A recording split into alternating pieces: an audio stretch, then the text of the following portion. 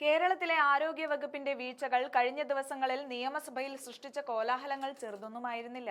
കുറച്ചു കാലങ്ങളായി രോഗികളെ പിഴിഞ്ഞ് ശസ്ത്രക്രിയ ഉപകരണങ്ങൾ വാങ്ങുന്ന രീതിയായിരുന്നു പല മെഡിക്കൽ കോളേജുകളിലും നടന്നിരുന്നത്.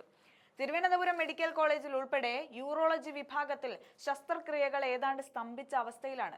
കാരണം സർക്കാർ ആശുപത്രികളിൽ പഞ്ഞി മുതൽ സർവത്ര സാധനങ്ങളും വാങ്ങി നൽകിയാൽ മാത്രമേ ശസ്ത്രക്രിയ നടത്തൂവെന്ന സ്ഥിതിവിശേഷം പ്രതിപക്ഷം ഉന്നയിച്ചിരുന്നു.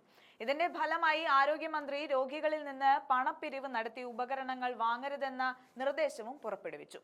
ഇതോടെയാണ് ശസ്ത്രക്രിയകളെല്ലാം അവതാളത്തിലായത്. ഫ്ലെക്സിബിൾ യൂറിട്രോസ്കോപ്പ് എന്ന ഉപകരണം ഇല്ലാതെയാണ് പ്രധാനമായും യൂറോളജി ചികിത്സയെ വെട്ടിലാക്കിയിരിക്കുന്നത്.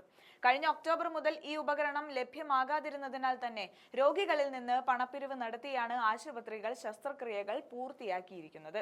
ഒരു സർക്കാർ മെഡിക്കൽ കോളേജിന്റെ അവസ്ഥയെ, ജനങ്ങളുടെ ജീവന് സംരക്ഷണം ഒരുക്കേണ്ട ആശുപത്രികൾ രോഗികളെ പിഴിഞ്ഞ് ഉപകരണങ്ങൾ വാങ്ങി ചികിത്സ ലഭ്യമാക്കുന്ന സ്ഥിതിവിശേഷം മറ്റൊരു സർക്കാരിന്റെ കാലത്തും സംഭവിച്ചിരുന്നില്ല. യൂറോളജി മാത്രമല്ല, ഹൃദയ ശസ്ത്രക്രിയക്ക് പോലും വേണ്ട ഉപകരണം ഇന്ന് പല ആശുപത്രികളും ലഭ്യമല്ല. സർക്കാർ ഉപകരണങ്ങൾ നൽകുന്ന ഏജൻസികൾക്ക് നൽകാനുള്ള കുടിശ്ശിക കോടിക്കണക്കിന് വരും.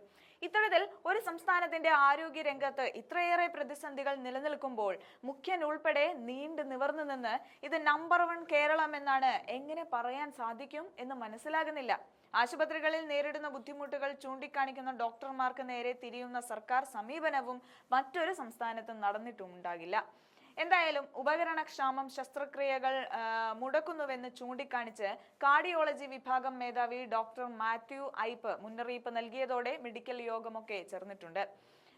ചർച്ചയിൽ കുടിശ്ശിക സർക്കാർ നൽകുമെന്ന തരത്തിലുള്ള വാദങ്ങൾ ഉയർന്നെങ്കിലും ഉപകരണങ്ങൾ വിതരണം ചെയ്യുമോ എന്നതിൽ ഇപ്പോഴും തീരുമാനമായിട്ടില്ല. ഇനി വീഴ്ച ചൂണ്ടിക്കാണിച്ചതിന് പാവം ഡോക്ടർ മാത്യു ഐപ്പിനെതിരെ കേസ് വരുമോ എന്നതും സംശയിക്കേണ്ടതുണ്ട്.